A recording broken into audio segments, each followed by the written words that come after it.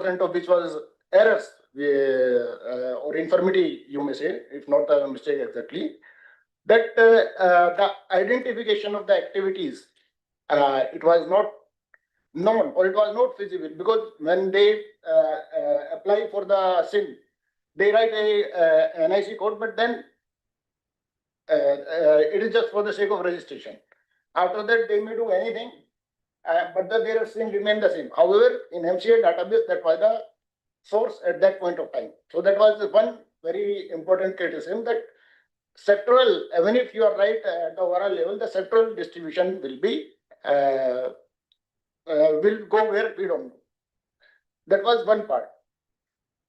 Second was that earlier, if we go in the background of the national accounts, in unorganized sector, the general method used is we call labor input method, and we'll refer to that thing. But however, in the 2011 series, many such sectors, it was said that we'll apply growth of their formal or organized counterpart, corporate counterpart, to estimate even the growth of the unorganized segment. That was, these were the 2 points which were mainly criticized. Another related issue, of course, as we said, the deflator, role of deflators, which was not so much commented upon, but of course it was commented upon. These were the basic criticisms. So I wanted to show there. In fact, there is a table which I wish to show.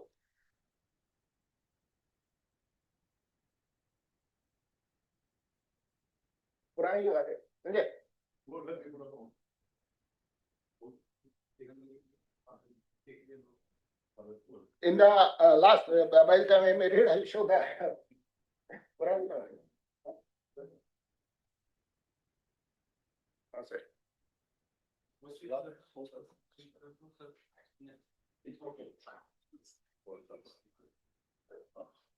So this now this is the we have accepted a few of the sectors where there were significant revision vis-a-vis the 2004 base, and as it may be seen that manufacturing went up by 28%, trade total went out by 63%, blah blah blah. In fact, in this, there is a minor caveat that there were some changes of NIC in the activities. Something was somewhere, now it is in trade. Something was in trade, it has gone down somewhere, but that was very minor. And the examples are that invariably the gaps widen when we consider it. That is one purpose of this slide. Second purpose is that generally we say that household, in fact, we say household, informal, or unorganized interchangeably in the national accounts. So we'll keep using that thing interchangeably. One issue is raised that generally this unorganized sector, there is no data in respect of the unorganized sector. So whenever they are changing, they are likely to change. However, here we see that air transport, where there is no household, it has changed significantly, almost 1/4. Similarly, for electricity sector, again, earlier the only thing the companies were there, they have registered with CA. Now the source is MCA data set. In that case also, there has been significant change in the estimates. So what is the issue? What may be the issue? How are these coming? So these are the questions which are raised. Another related issue at this stage is whether, having seen so many changes, so wide changes, will the estimates stabilize now, or we are going to see another round of the equal significant variations in the estimates? It is just a slide to show the structure and their respective shares.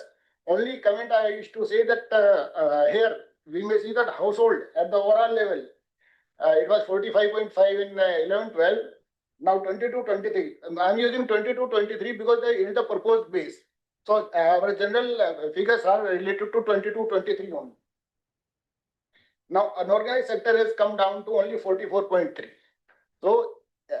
are we saying that our household sector is not that organization or formalization is not happening?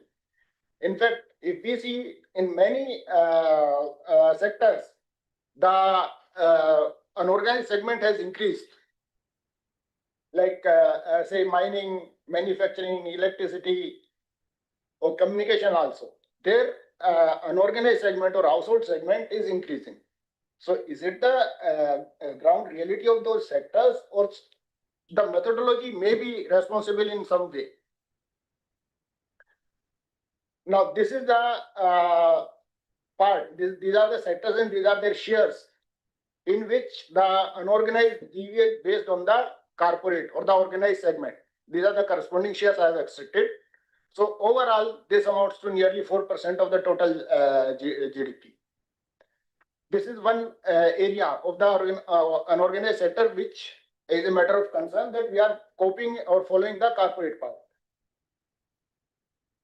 Related with that thing, the previous slide, the people comment much on that thing and make an issue out of it, but there is a very relevant issue, important issue, that in these segments, the growth is based on the inter-census or inter-survey periods. And if we add up, it is nearly 8% of the total GVA. Ownership of dwelling, that is nearly 7%, 6%, and then all these other service part. So, and there is no data after this. They continue to be projected on the basis of the past growth. So when they get incorporated in the sum total, how it is impacting, because they are generally unidirectional. The other vital important segment of the unorganized segment is the construction, which is as a residual. There is we'll touch upon the methodology, and trade and repair services, which is projected on the basis of erstwhile sales tax, the methodology wise. And road transport, it's an external indicator that depends on the total number of motor vehicles. Now, why is it a matter of concern? If we see that we started with 71, in fact, and on the expenditure side of the GDP, PFC is nearly 60%. And for measuring or comparing PFC, there is another source of data, NSS Consumption Expenditure Survey. In the 70 to 73, it may be seen that in respect of food, NSS estimates were higher, and non-food was of course lower. But after that, when the food has been going down, the gap has been widening. So whether there may be some issues with the NSS Consumption Expenditure Survey, but is the capture so less, or the GDP estimates are so higher that this growth is the gap has been growing over time? That is a matter of concern for the reliability of the GDP estimates. Another thing, not only the non-agriculture. This last year, Drez and Olsis wrote a paper in Indian Express. Then they updated this January again. They seek to show that problem in estimation of production of cereal data, and they have calculated the gap. The total consumption, it has remained around 150 million tons, whereas the production has grown up to 304. So you see the gap has been shooting up, if I may use the term. This is the gap, and the next slide, it is the exact calculation he has adopted. So taking into consideration everything, all consumption, all wastages, all import, export, change in stock, etc., and all the maximum inter-industry consumption, it is seen that there is a gap of nearly 92 million tons in the production of cereal vis-a-vis all its known uses. So what is it? He says, he end up in fact saying that is there a hidden guzzler in the economy? because 92 million ton is quite a significant amount. So, is the reporting of the agriculture production itself is correct to, or to what extent it is correct? Because the because if it is correct, it is a surplus and the prices are going up. Secondly, if we relate it with the earlier slide, earlier the difference between the NSS estimates and PFC was in 1971 was NSS was higher. Now it is minus 34%. So it appears, we can't say, it appears that even on agriculture side, the cereals, are we, or some states are reporting a higher. So this is one of the evidence that, and naturally, he has questioned that if the production is too high, why the prices are going up? So just to add to what Sanjay Kumar has said, the WPI inflation in 22-23 was 11% in case of cereal. So whether the production itself is being estimated correctly, that's a question, and that we have to, mostly will have to consider it. Now coming to the issue of okay, so sorry. Now is the question: okay, where is this more than 90 MT has gone? This is overestimation. Is it the overestimation coming from states? Now coming to the non estimation in the 11-12 series. If I may say, this is these and the coming 3-4 slides are the gist of my presentation as far as I am concerned.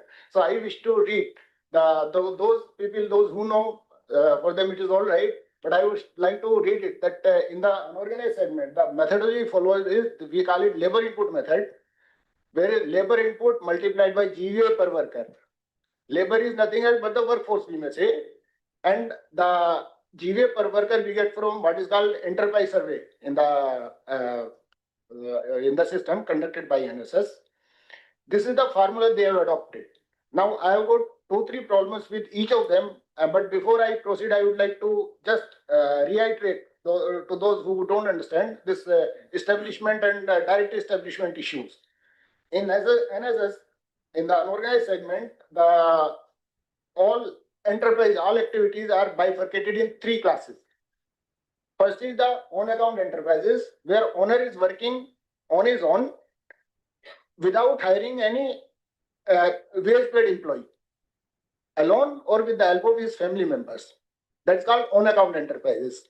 As soon as he engages a worker, a wage paid worker, it becomes an establishment, and less than or equal to 5 workers, they are called non-directory establishments.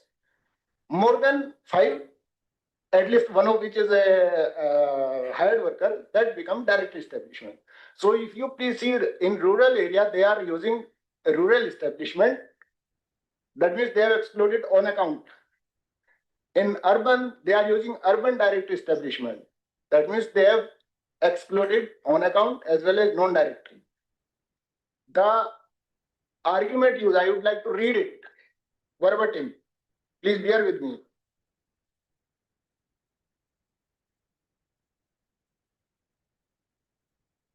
Huh? Okay. This is in their publication. It may be worthwhile to note that in the urban areas, GVA per worker for directory establishment having 6 or more workers has been used, since most of the establishment in urban areas are directory establishment. I would like to repeat, this is the argument. This is also in consonance with the practice adopted in the previous series. As I said, I wish to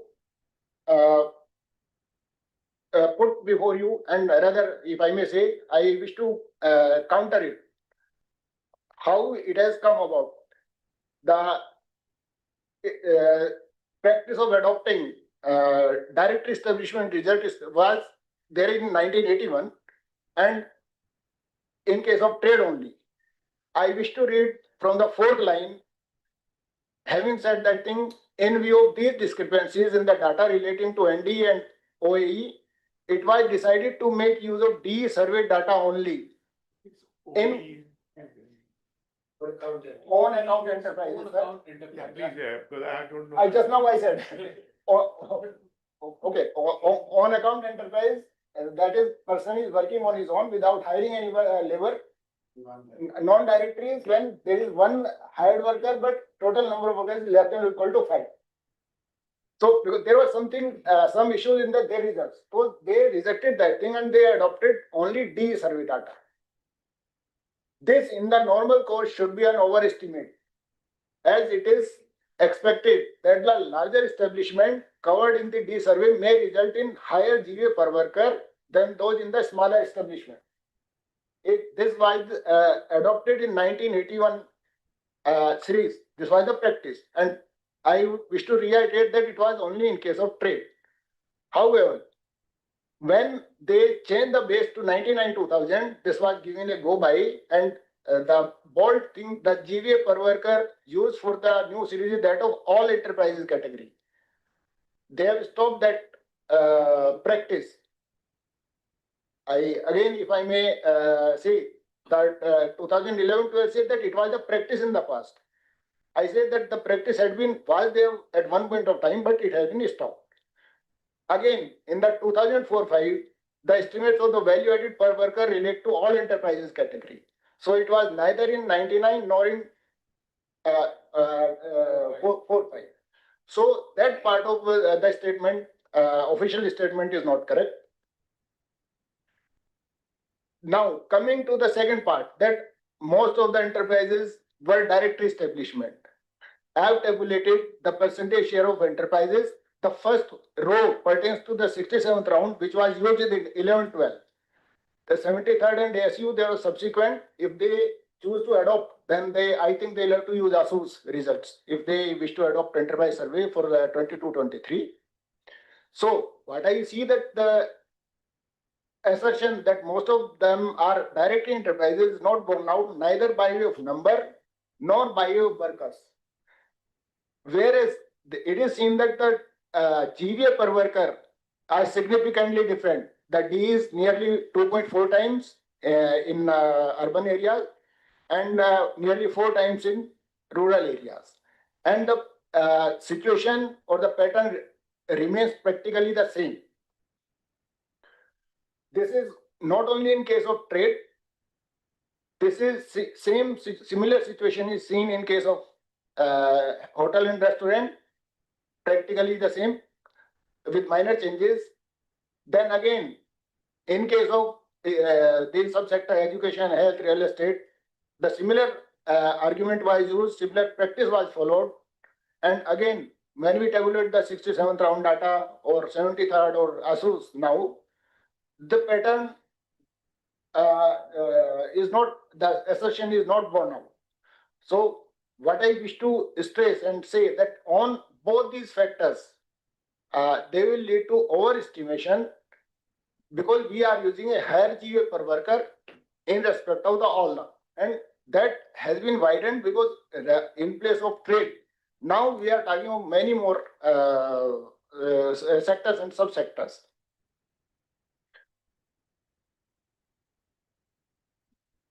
Now, when we see, because manufacturing is, the corporate is not coming from the unorganized part, is not coming from the MCA data. However, if we see their pattern, 11-12 to 15-16, their relative matching is there. After that, there has been a fall in terms of household as shown in NAS and as coming from enterprise side. Leaving aside, let me again put a caveat that there may be minor classificatory issues. It's not exactly, but that does show the pattern. Just I want to add, there are two things. One is we are talking generally about the growth. And the first part was related to whether the level which we have measured in 11-12, whether they were overestimated or underestimated. So we will analyze it from both the angles. First thing is, by taking the directory establishment, the level which we have fixed at 11-12. Now these slides are related to the growth after 11-12. So Are we really overestimating the growth also, which is a general concern? That we will discuss.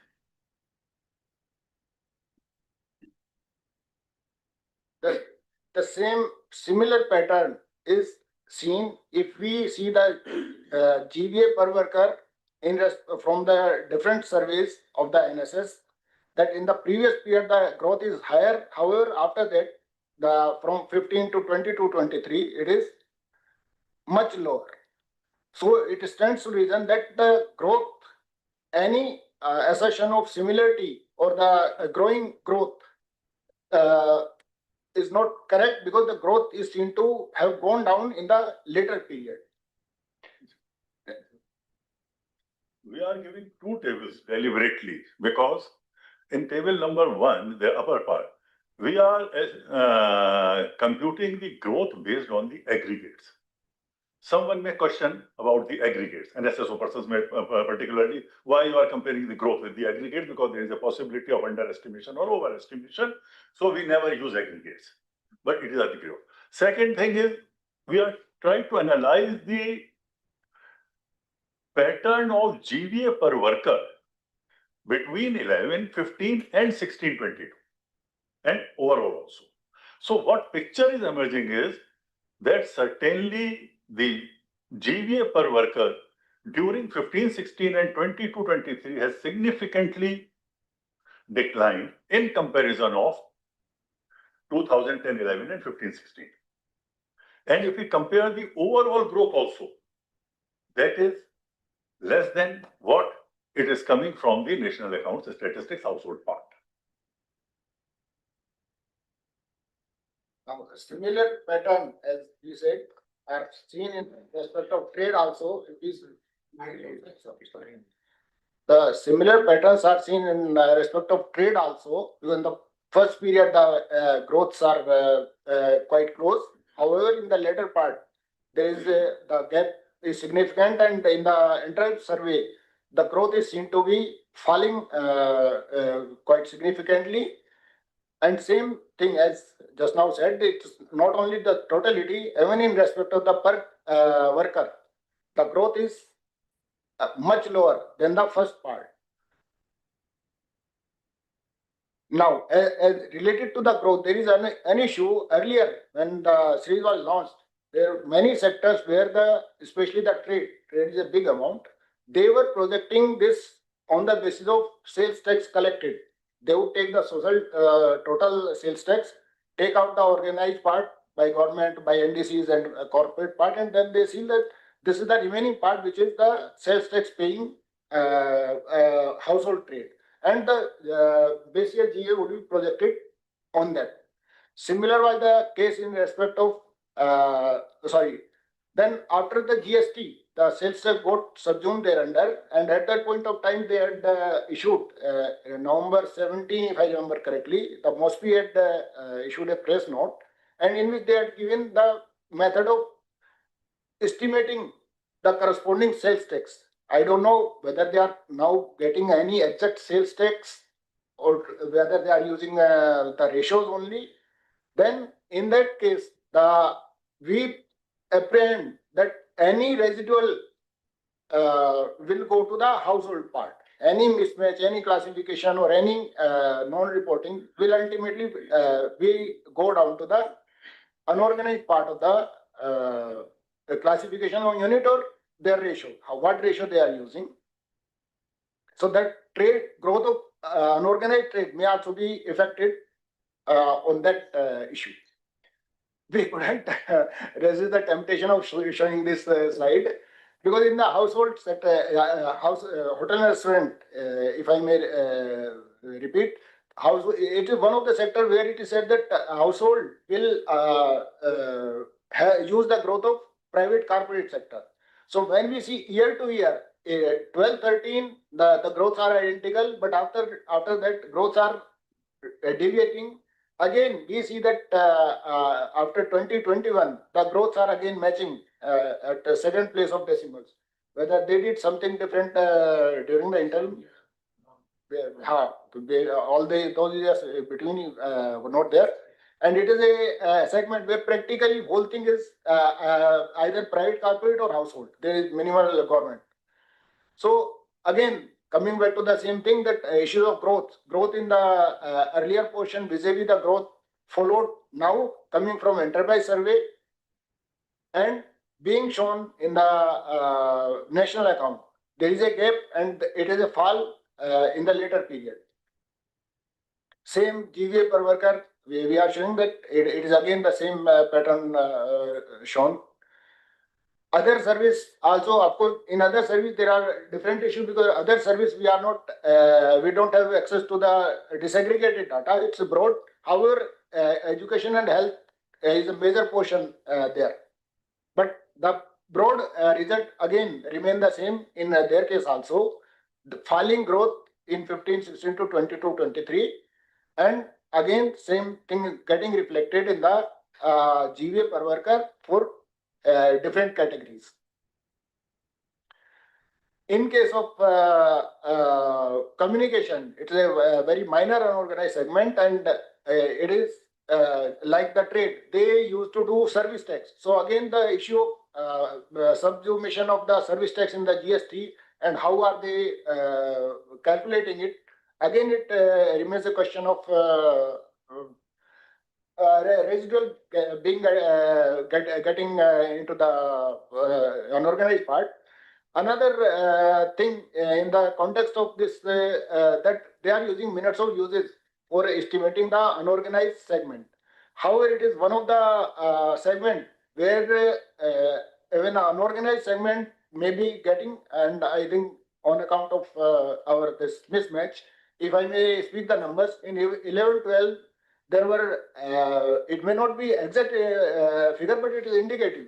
In March 11, if I remember correctly, there were more than 2 million PCOs in the country. Next year, they become 1.87.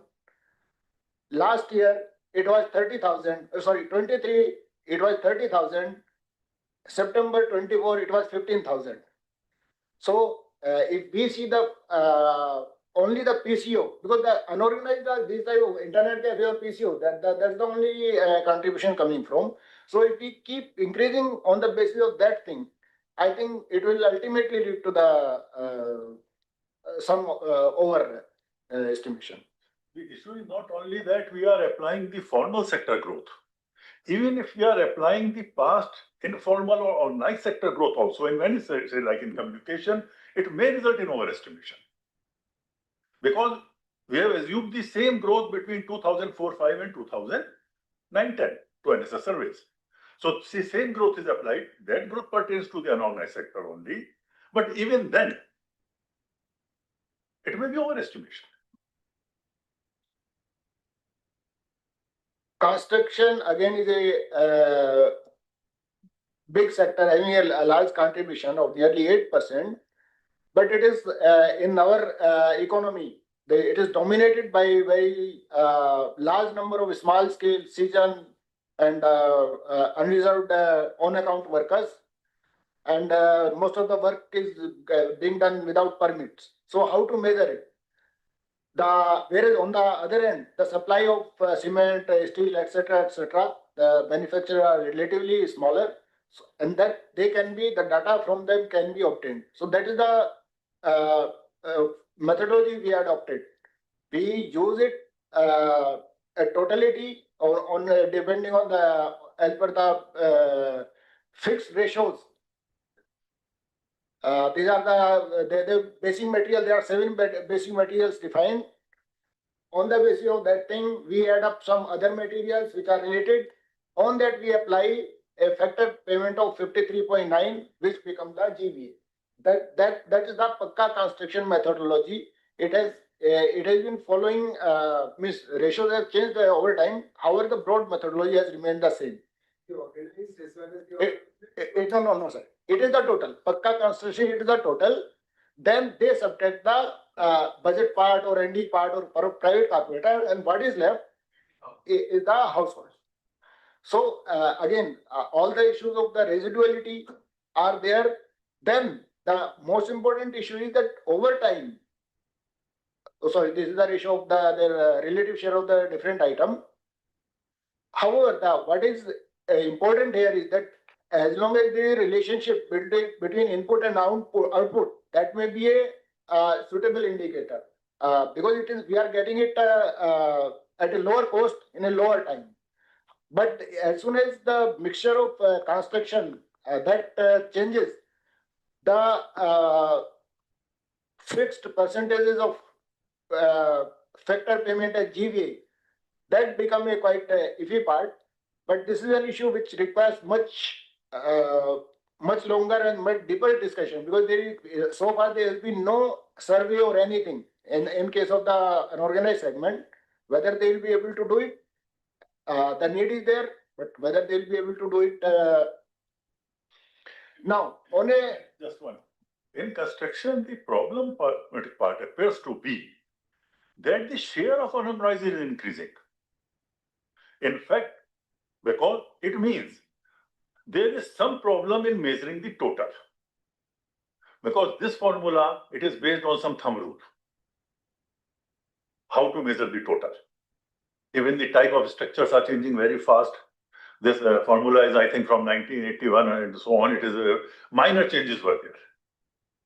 So, in spite of too much formalization, whether the household part or the contribution will increase or formalization, that is the issue. So, it appears that there is something wrong in the formula or we have not changed the formula over time.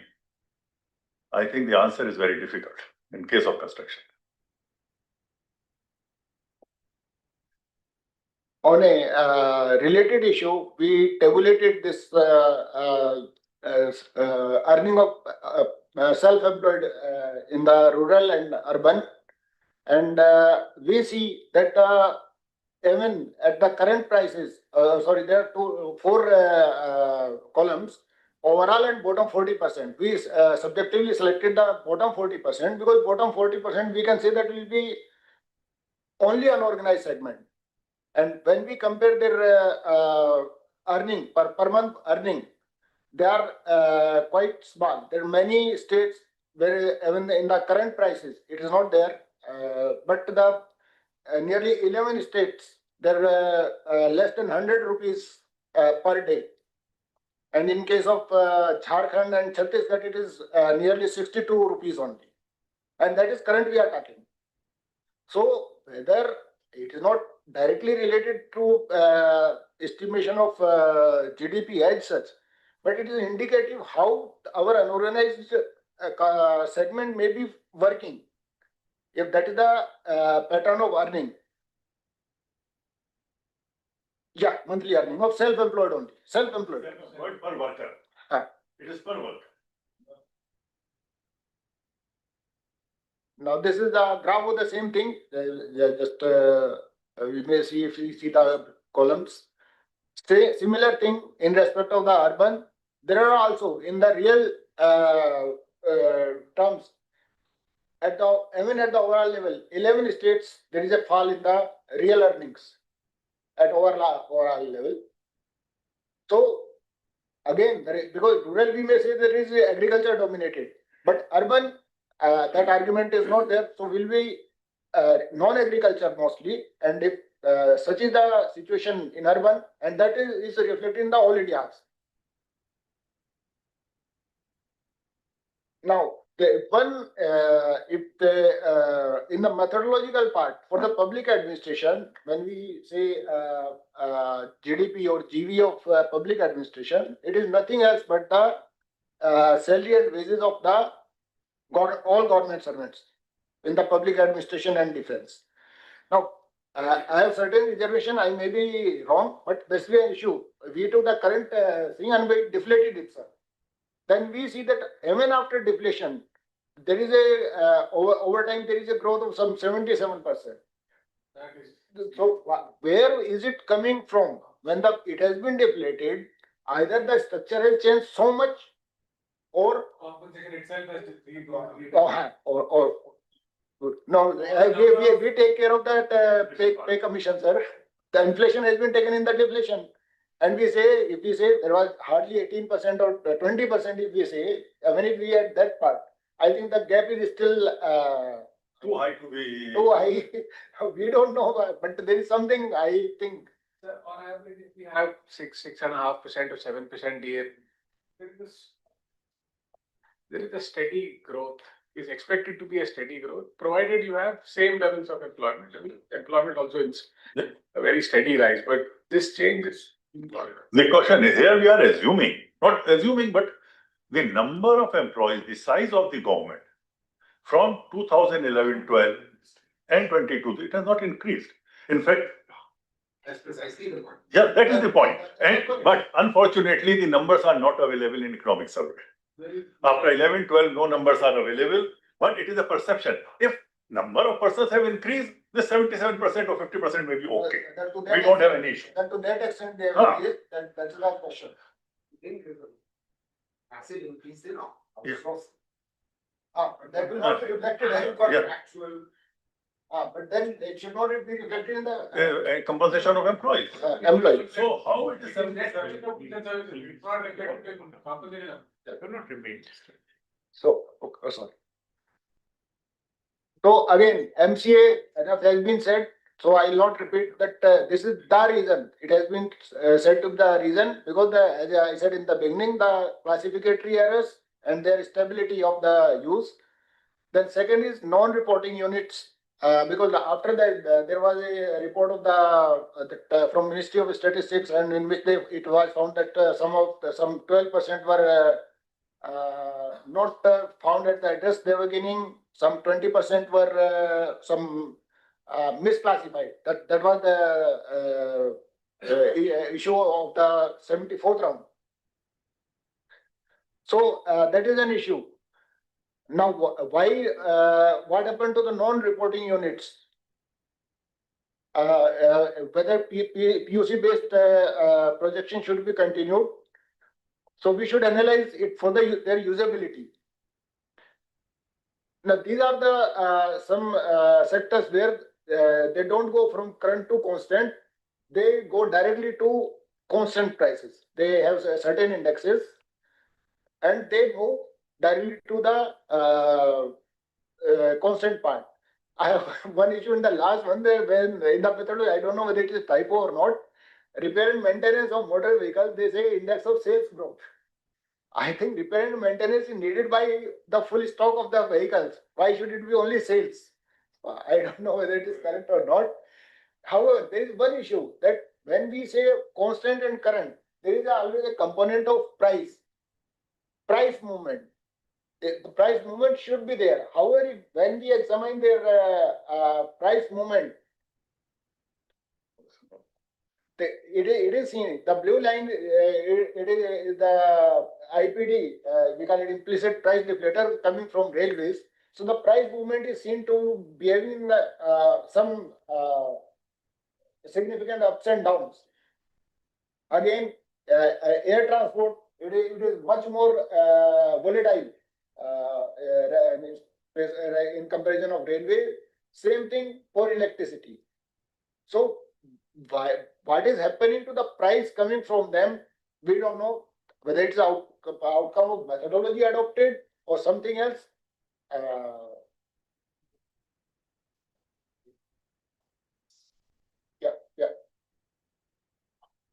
But just for comparison, we put that this is a consumer price for transport and communication. That can be, but yeah. if we see the only railway part, we don't think deflator can behave like this. So it is basically the issue is the relationship between constant and current. Whether our relationship between constant and current in case of railways, air transport, and there is electricity. Can we draw any meaningful interpretation or a comparison or something like that? That is the point. Time, but other than that, it's very hard to imagine that current and constant can behave in so Because wide. methodology. In constant, they are using quantum index. In current, they are using different set of. So the relationship is not, we are not saying here anything is over or underestimation. It is about the relationship between constant and current. Now there are some minor issue in which last time they adopted a deflator. Even in the government, they adopted we get DA on the basis of CPI IW that everybody knows. However, last time they adopted a CPI combined, rural urban combined of their own in place of this thing. And in all the budget data where the source is salary and wages in all public administration, I say that the deflator should only be IW because regardless of where we are posted, whether we are in health, we are in education, we are in home, we get DA by the same formula. So as long as it is budget figure of the salary and wages, there can be no other deflator of the sector specific or anything. It should be IW only. Now this is one. There is one issue I wish to flag. Now we are talking of the $5 trillion national economy, and many states they have declared their targets. UP will be 1 trillion by 27, Maharashtra I think 30, Karnataka by 32. Now, as I said in the beginning, and with a bit of apprehension and with all responsibility at my command, we show the production data of cereal. Now, if we are making a target of UP last year and last year, they had given a project of some 125 crore to a private consultancy firm, which was to make the plan for them. So, if they have spent 100 crore for making a plan, and if we put in before in our view the production data, will the state be compelled to do something and provide some data which may be higher, and mostly will have to deal with it because there is no quality check on that, they have to accept it. So there may be a whether partner willing or unwilling or unwitting, this is a distinct possibility. I cannot overemphasize. Thank you. So this is the so ultimately the MOSPI has to be quite on their guard what data to use, what methodology to adopt, and enough has been said about the politicization of data, whether they may become that they don't become a contributor to in that. Now we are coming to conclusion. As we said, the agriculture sector, we have not referred to NHB data. It has got its own problem. But if we just see the serial, it may be overestimated. Evidence suggests that level as well as growth in trade, hotel, restaurant, health. We showed the slides and the methodology. So why the as it was said, the why the unorganized part is increasing, then it's relooking into the methodology requires some relooking. Owner occupied, we can't say anything because it's a census based. It is continuing and it will again continue. I don't know what will they do. I don't think there is any other data set, so we can't say anything about that thing. Formal sector. Public administration, we feel it is some issue is there with the classification of the budget. So whether it is pension or something else. Again, on the formal sector in MCA data, non-traceable companies, they may be contributing something to on the higher side only. The exact contribution or to the extent we can't say anything. But there are it needs relooking into what deflators we are using. Again, I say as I said that MCA is my feeling. MCA data set is undoubtedly a minor detail, but it requires a holistic and critical relook for the reasons which have already been said, particularly in the context of classification to know their exact activity and the variables they are covering. Because there were examples that some of the relevant variables were not bifurcatable in their reporting. So that is a very important issue. Now, unorganized, and as we said that instead of using only DE data, They should use the corresponding of the all category or the respective category. They can't. They should not be. Again, that as we showed, there are many segments where the extrapolation of growth rate, like owner-occupied dwelling and other segments where inter-survey or inter-census based data is used. So whether any survey or any other data can be explored, that instead of a uniform growth, the some ground realities incorporated. Again, we are saying that also there are survey planned that now it is planned that there will be annual surveys, but whether they can provide this aggregates and those changes with that appropriate sensitivity, they should be examined. Otherwise, we may again end up like MCA situation. Just about this every year growth rate. In fact, no one has, I think we have not analyzed so far. Even it is difficult to get a reliable growth over a period of 5 years, overall growth. And I used to give the example of 93, 94 to 99, 99 to 2003, 4. Now we are saying every year growth at sectoral level. What will be its reliability? I think survey result will be there. You can apply the multiplier, you can get any number. But usable or not? Okay, this was the slide we missed, but in the production approach, double deflation has been a long felt need. Whether they'll be able to do it, don't know. Again, that whether in some items, there is production may remain the same or number may remain the same. However, the contribution may depend on the quality. So whether they can incorporate some hedonic adjustment, especially in these items, that's a time that they should. Otherwise, if they miss it in the base, then we'll be left for next 5 years or whenever the next one comes.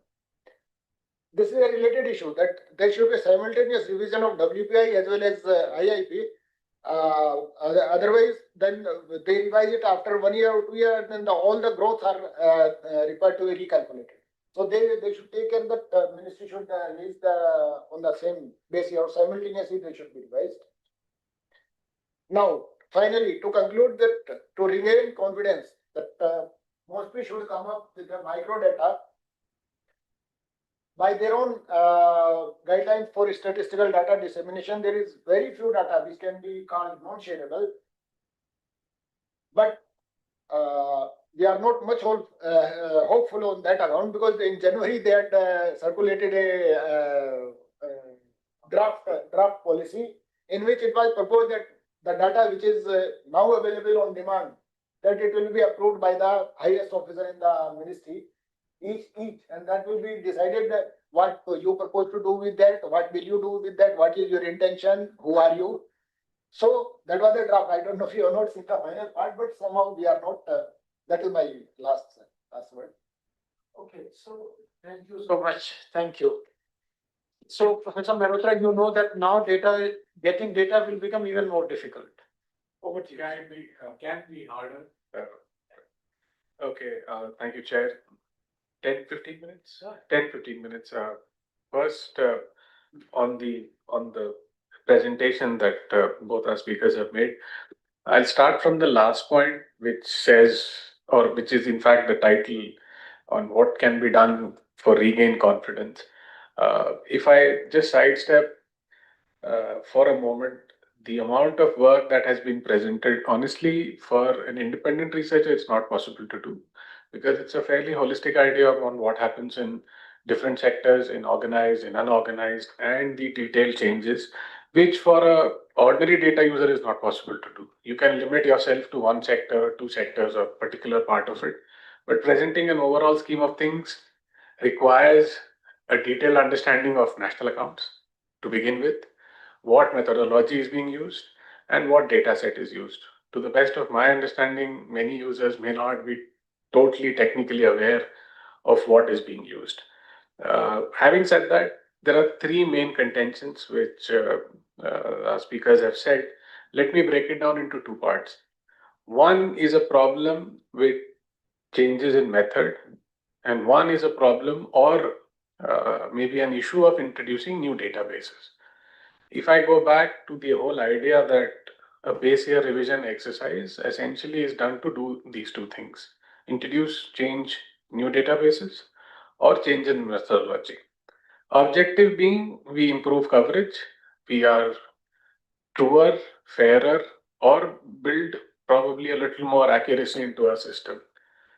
If these are the two main broad objectives, uh, let me take you back to the experience of the base year revision that happened in 2015, which was 2011-12, released in 2015. What have been the learnings of our base year revision exercise in the last 10 years? We introduced a new base year with publishing a document which is called changes in sources and methods of estimation, which is actually not the original sources and methods. The original sources and methods is 2012. This document only tells you what changed, which assumes that the data user actually knows what was going around in the previous years, which, to the best of my understanding, maybe a lot of data users did not fully grasp, which is what the presentation actually hits at, where you have an unorganized part, maybe certain elements were used, the data user maybe could not grasp the entire effect of it. What happens when you use directory of establishment as a metric, as a measure, or when you use all enterprises, what happens? These finer changes, maybe a user is not technically aware, which is where the presentation sort of hits at. You can debate on the magnitude, but for a data user, one has to go back and recalculate. That is slightly harder.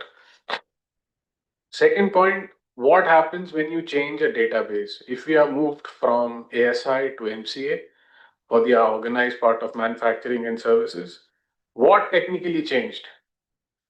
We changed the definition from enterprise, from an establishment to an enterprise, which is what the MCA 21 database allows you to do. Technically speaking, it allows you to do, which led to a major change, which is what they showed in their presentation. Manufacturing changed by so much, etc., wherever you had organized sector databases.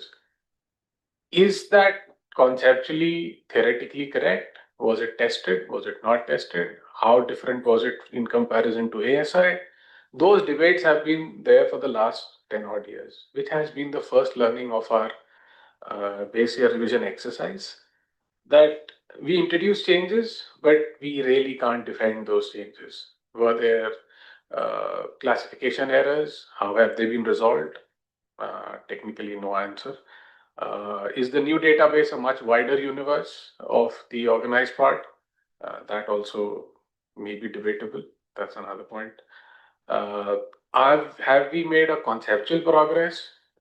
Yes, one can argue that you moved from an existing system to a system that is compliant by international standards. Yes, we moved from an establishment to an enterprise. Has it led to a better improved system? The answer is mixed. In some cases, yes, in some cases, no.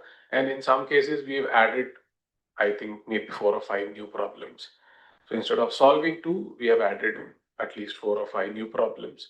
If I take it forward to say that state level estimation has really become complex.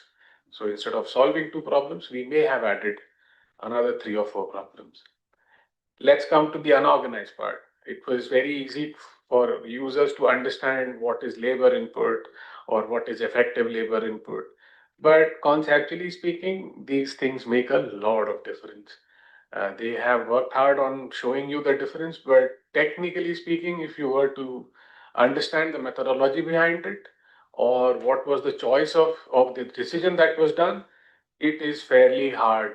And it doesn't say, or it doesn't sort of give that confidence that have we really improved on our method. If people are aware of what's going to happen in the new, there was a recent data users workshop. In this, they are saying that one aspect which the speakers also mentioned, that we are estimating levels of 11 and then moving forward the estimate using indicators. Some of these indicators are, or most of these indicators are organized sectors. So you basically replicate what's happening in the organized part onto the unorganized part. Now the new method would probably say or would move towards is that we have annual surveys of unorganized sector enterprises or service sector enterprises. So instead of moving using indicators, we will use growth rates based on these surveys, which is where his last point comes into picture, that if we have moved to these new surveys, which are presumably annual, are they sort of designed to answer those questions? Do they provide that kind of robust system of growth rate? That's a separate discussion altogether. I'm not really extending on that part, but that is a question that remains. Why am I saying this? I'm saying this because of two basic reasons. In the national accounts, there is a major design constraint. We don't introduce changes every year. Most changes happen only when there's a base year revision. So what you introduce today, you get stuck by it, you have to go by it mostly, and you have to wait till the next base year revision, which unfortunately was thought of as once in 5 years. That was the broad idea. Due to some crisis, of course, here and there, we haven't been able to maintain that timeline. We are now about almost 15 years old in that, but better late than never. But now what we'll introduce again will get there for some time. So what is important is what we do now. Otherwise, we'll again be into the same problem. So which comes back to my original starting point, that how to regain confidence. Uh, Third learning from the previous year's base year revision exercise was uh, that we were battling some kind of perception that our numbers are showing something else, whereas general, I won't say public perception, or the general assessment of these numbers were that they were not really capturing that changes in the economy, whether good, whether bad, whether crisis. So it, as a statistical system, one should reflect to say that are our macro indicators or the way of our estimation, can it really capture this kind of shocks? Is it even robust to capturing those shocks? Is it even built to capturing those kind of shocks? Maybe good, bad. There are some good things also happening, some bad things also happening. And for a series of negative events that happened, are our macro indicators robust enough to even capture that change? That answer you can only get when you see the methodologies that are being followed. If a large part of our system is only getting extrapolated for some time with using indicators, then the quality of your estimate really becomes weaker, because the way your economy moves is not really getting captured by the design problem. It's a design issue. It's got nothing to do with what's higher or lower or over or underestimate. It's a pure design. It's a pure design issue. Uh, the last point, which I think he also mentioned, a lot has been written on MCA ever since it was introduced. What is available of the MCA in public domain is very little to do any uh, deeper analysis of what MCA actually offers. But it was introduced, it's going to stay most likely. It's a gold mine, as he says, rightly says. But the lesson learned from there was uh, we didn't do, I think, enough research when it was introduced. We didn't do much as the consequential problems that it led to. I think those have been discovered only after it was introduced. And over time, those problems have now stayed. How to go back and revise it, it's a very complex issue that I will leave it to them, because, or maybe it's a separate matter to discuss. It's a very complex issue to now go back and change what we have arrived from the MCA. One last point, I think, on the matter of regaining confidence. In the previous base year revision, maybe the statistical system could not really communicate what they did. There were 6 committee reports that came: compliance with SNA, unorganized sector, unorganized manufacturing, unorganized manufacturing, PFCE, real sector statistics. There are at least a whole set of committee reports that came around the base year revision. Some great work was done, some not so great work was done. As a data user, I'm saying, not as a person from mass speak. Those, I think, were not communicated. Changes that happened were only briefly communicated with the assumption that the user already knows what happened.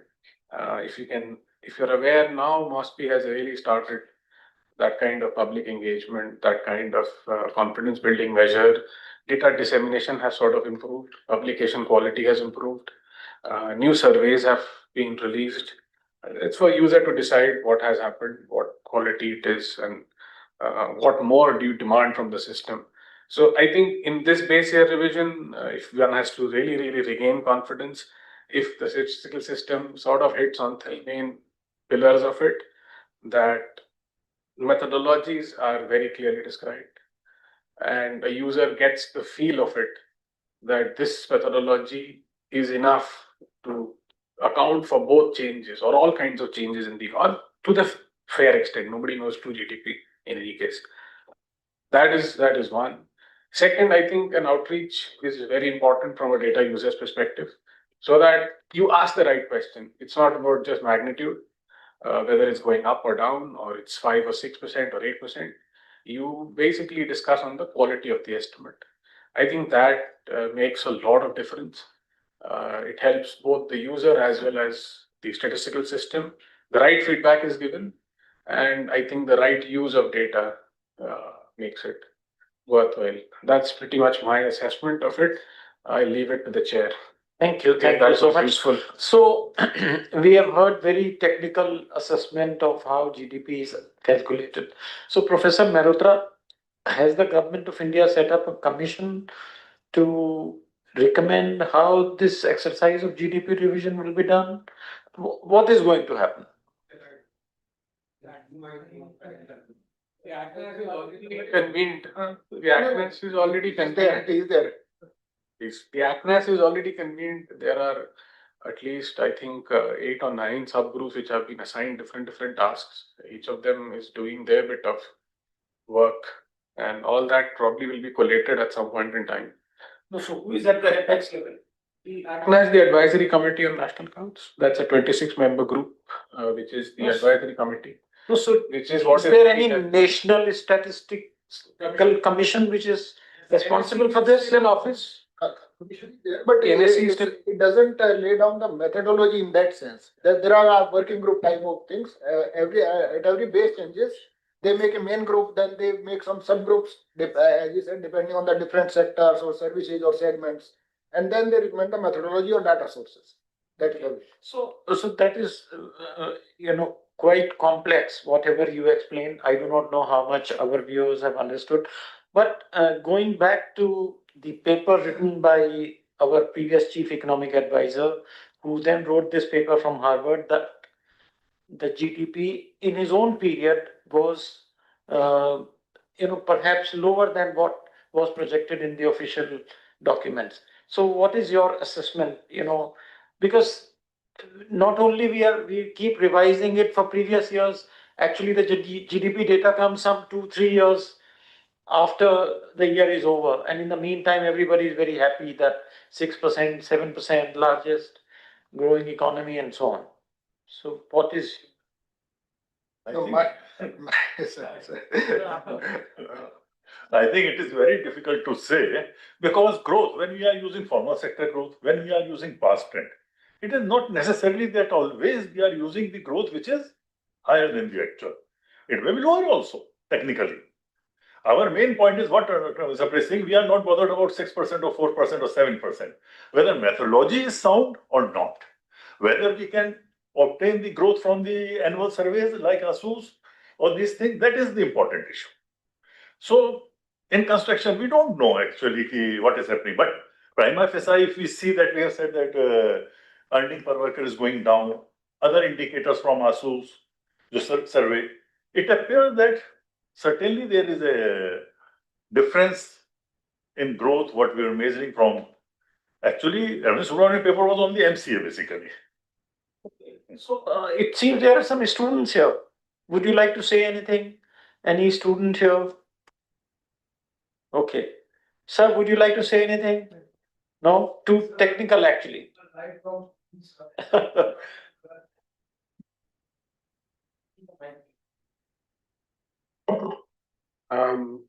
will be useful for all of us, if, since you are insiders and you spent a lot of time doing this, it will be very useful for us if you walk us through what were the changes that resulted as a result of the start of the use of the MCA as opposed to the annual survey of enterprises that used to go, the ASI that used to, annual survey of enterprises in the organized sector.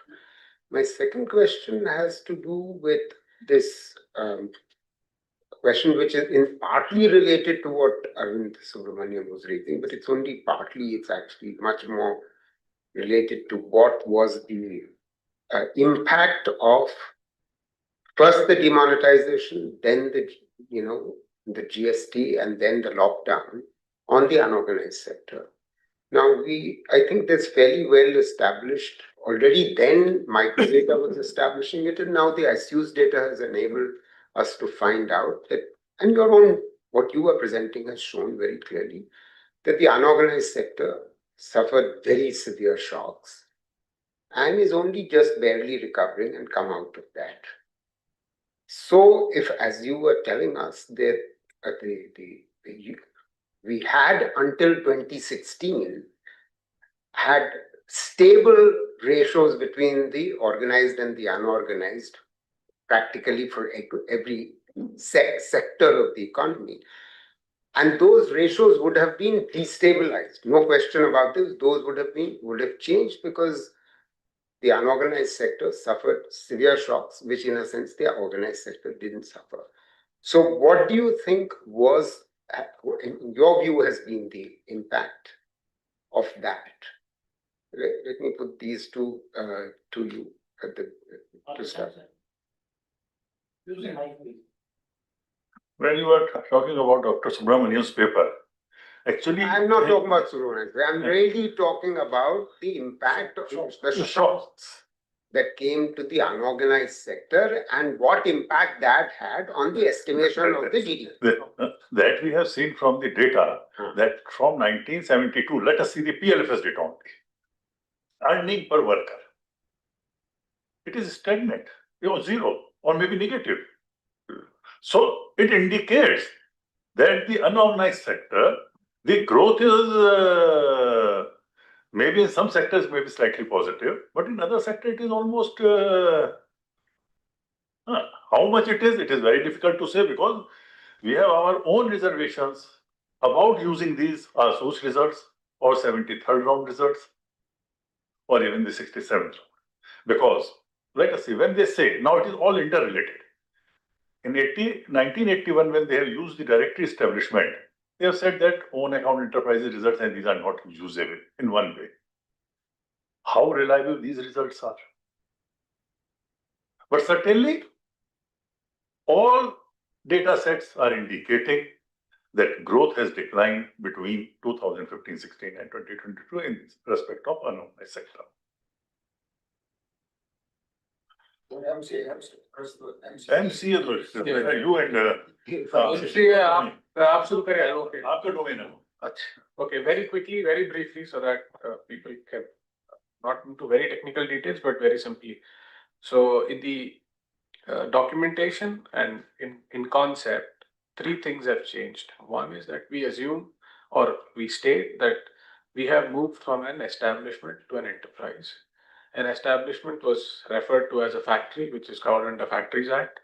And an establishment and an enterprise is the large company. So suppose one company may have different factories, but when you file an annual financial return, which is annual financial return is profit and loss and balance sheet, which is what the company files with the MCA, Ministry of Corporate Affairs, which that gets into a database called MCA 21, and so on and so forth. So profit and loss and balance sheet are filed for the entire enterprise as a whole, not for one particular factory as such.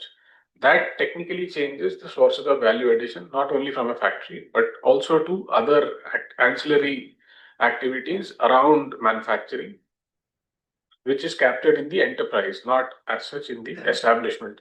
But please also remember that ASI is also profit and loss and balance sheet based. They also have profit and loss and balance sheet, which is taken in their schedule, not as such separate form, but in their ASI schedule. That was one change that happened. Second, economic activity classification is based in the MCA is based on CIN. CIN is the corporate identification number, which is a 21-digit code, which is assigned to a company when it is registered, incorporated at the time of its incorporation. That 21-digit code contains 5-digit NIC, which is the 5-digit activity code, and the first 2 digits are major digit, that is the major activity, and the sub three further digits. Now, the only issue with this classification is that it is assigned to you in the year of your incorporation, the way you were registered, for the activity that you have been assigned. Today, you might be doing something else, or maybe you have a multi-activity portfolio or diverse enterprise. But that CIN will remain the same. So you will be classified based on the CIN that was given to you in the year in which you were incorporated. Now, NIC also has changed over time. We have a 2008 NIC, we have a previous many, at least 4 NICs have been there, 67, 89, 4. वो NIC 2004 वाला version था, So वो 8 में revise हो चुका है, और वो उस सिम में अभी भी वही रूल है, रूल के हिसाब से भी वही. So what happens is the system takes you as a company which is registered in this particular CIN, in this particular economic activity based on your classification. To improve on this, a form called MGT7 was introduced, which takes into account your maximum revenue generating product to be able to classify you in an activity in which is contributing the largest revenue. That is done only by a handful of companies. Now the system says we've done it for almost 60-70%, but in the year it was introduced, I think around 50% of them was only there.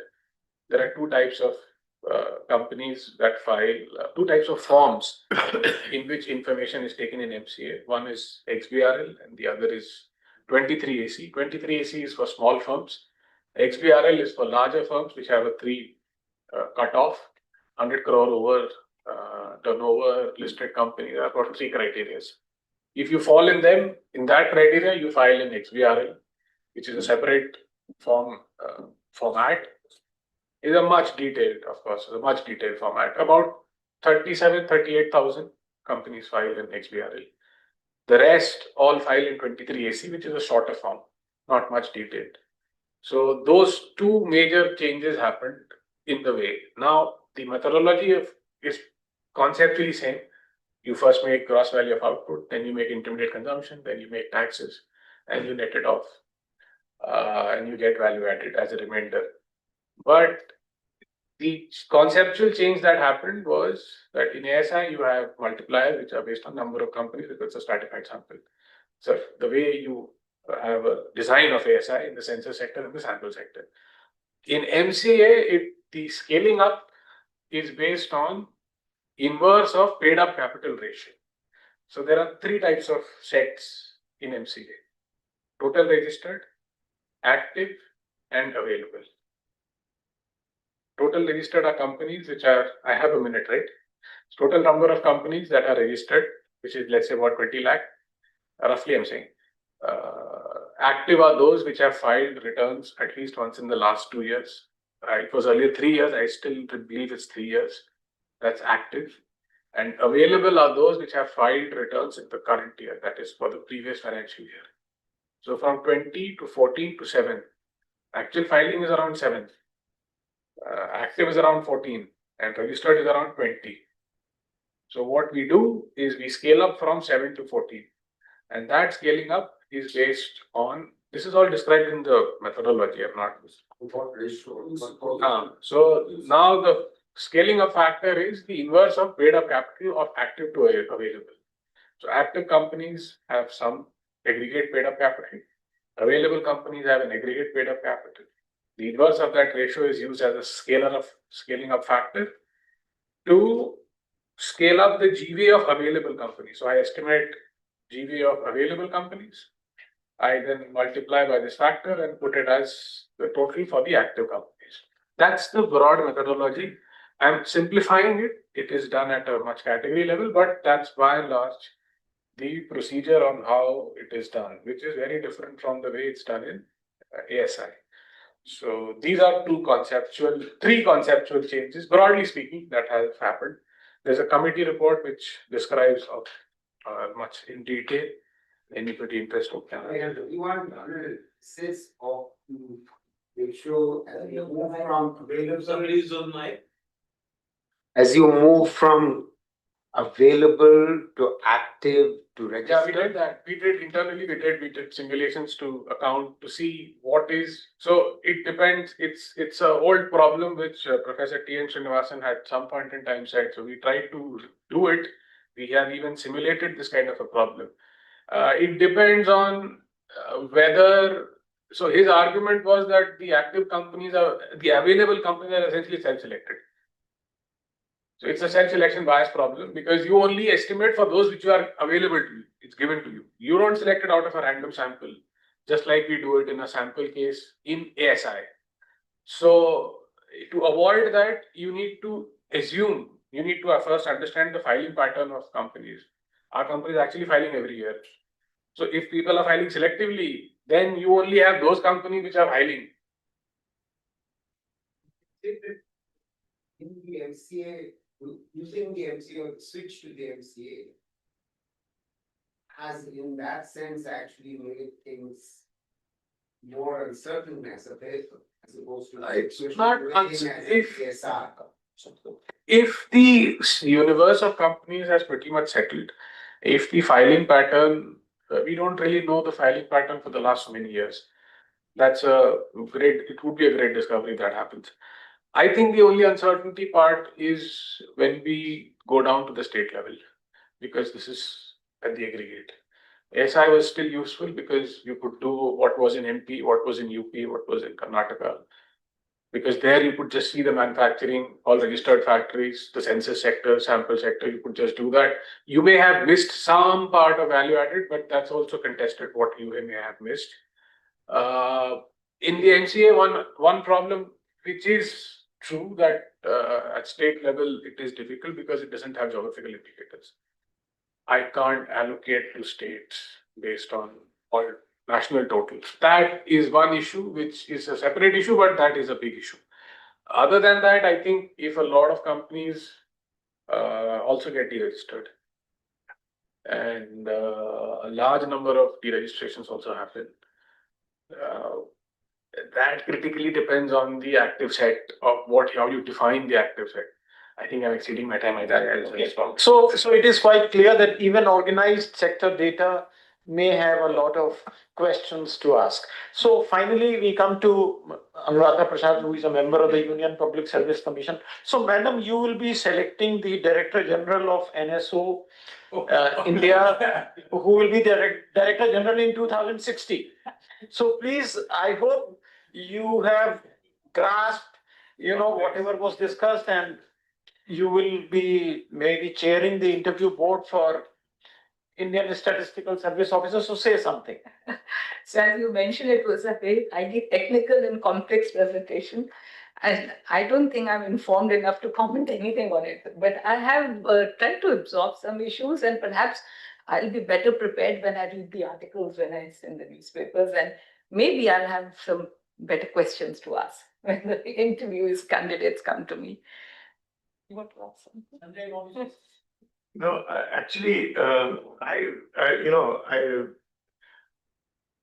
this was really technical, so I would not get into that. But what I felt at some point of time, we did a lot of work on the, I come from the tax background, so we did a lot of work on the unaccounted income. And that gives you a good idea about what is happening. And because what you're talking about is largely about the unorganized sector, while the organized sector is generally well taken into account, it is the unorganized sector which is creating the whole problem because you are unable to estimate.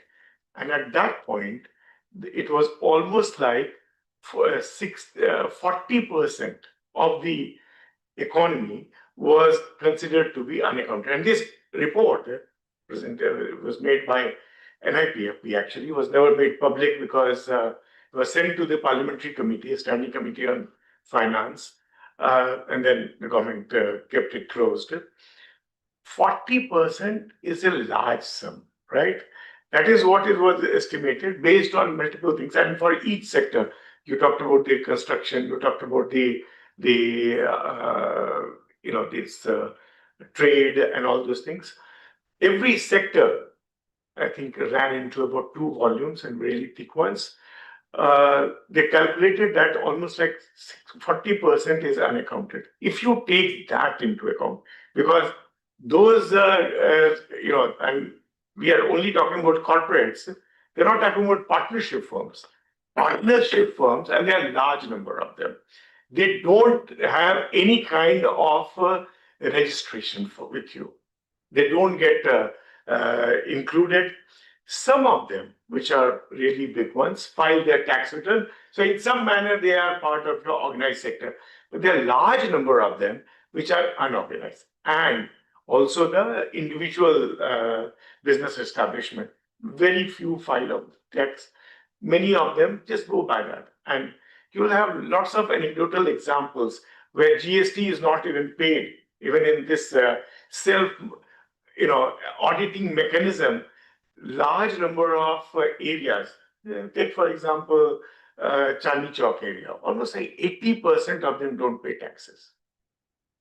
And if they are the end, firms, there will be producers, there will be suppliers, there will be whole value chain, before them who are not part of the GST. That means large amount of it is so. Because you have dealt it from a purist point of view, my sense is that the economy is being underreported rather than being overreported. And so I was, because you have taken a very, at one point of time I was a student of math, so I could understand a little bit of what you did. But you have taken a very purist point of view. You have not presented the practical side of it, which is simply missing in the entire matrix. Unfortunately, I see it from a different angle, and I felt that the economy, based on some of the activities which are happening, and a large number of anecdotal examples are there, is far more than what it is being reported. That's my point of view. And on a very positive note, that actually our economy is much higher than what the GDP is showing us. So now I think we have come to end of it. My request to all the participants is that it is such a technical thing. Very little of it is in public domain. People do not know how it is done, what are the deficiencies. So please start writing in simple language. What do you expect the government to do when the GDP revision exercise is completed? Thank you very much. Thank you, everyone, and thank you, IA. Chair and participant. Thank you. Forms are not accounted for in the MCA data. They are registered. But LLPs are only one. Partnerships is not LLPs. They are partnerships. But there are other whole lot of partnership firms.